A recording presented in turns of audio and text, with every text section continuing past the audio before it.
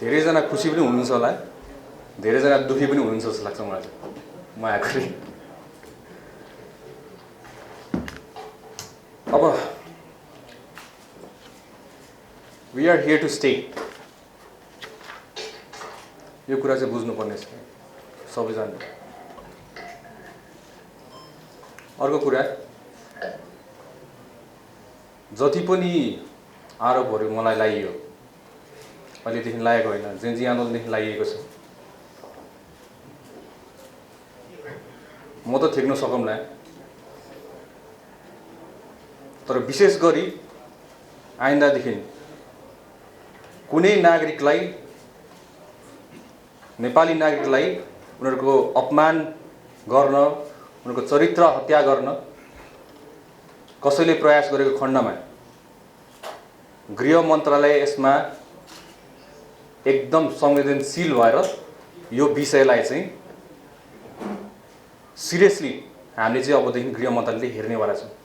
मलाई जे भन्नु छ नो प्रब्लम, म ठेक्न सक्छु, जस्तो सुकै आरोप लगाए पनि म ठेक्न सक्छु, तर नेपाली नागरिकलाई, अरूलाई दुःख दिएको चाहिँ म हेर्न सक्दिनँ। विशेष गरी हाम्रो चेलीहरूलाई, नेपालकी छोरीहरूलाई जुन तरिकाले उहाँहरूको चरित्र हत्या गरिन्छ त्यसमा गृह मन्त्रालय एकदम सिरियस हुन्छ। सो आइन्दादेखि यस्तो हाम्रो समाजमा यस्तो खालको प्रवृत्ति नरहोस्। जति अट्याक गर्नु छ बरु मलाई नै अट्याक गर्नु होला, नो प्रब्लम। तथ्यको आधारमा हुनु पर्यो, तोडमोड गर्नु भएन। र मिडिया ट्रायलको नाममा कसैले आत्महत्या गर्नु नपरोस् हाम्रो देशमा आइन्दादेखि। आज विशेष गरी हामीले लगभग 4वटा निर्णय गरेका छौँ। इट्स भेरी सिरियस र म हजुरलाई आज पढेर सुनाउनेवाला छु।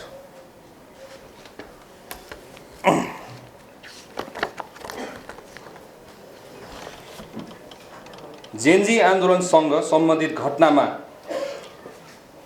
फौजदारी अभियोजन भएका मुद्दा फिर्ता गर्न सकिने नसकिने सम्बन्धमा छानबिन गरी सिफारिस सहितको प्रतिवेदन पेश गर्न विशेष कार्यदल गठन गर्ने पहिलो।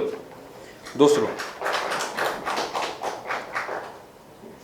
विक्रम सम्वत 2058 जेठ 19 गते भएको नारायण हिटी राजदरबार हत्याकाण्डका सम्बन्धमा यस अघि भएका अनुसन्धान प्रतिवेदन अध्ययन गरी थप छानबिनको प्रक्रिया अगाडि बढाउने।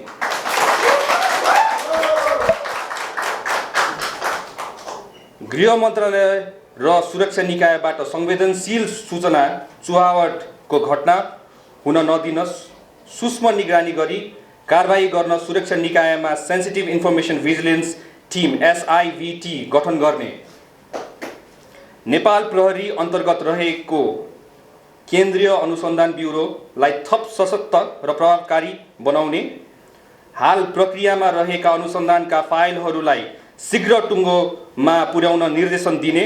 ब्युरोमा रहेका जघन्य आर्थिक सङ्गठित अपराध लगायतका गम्भीर प्रकृतिका मुद्दा अनुसन्धान गर्न ब्युरोमा मुद्दाको प्रकृति अनुरूप विशिष्टीकृत समूह स्पेशलाइज टिम गठन गर्ने। हरेक फाइल खोलिन्छ अब। Thank you so much.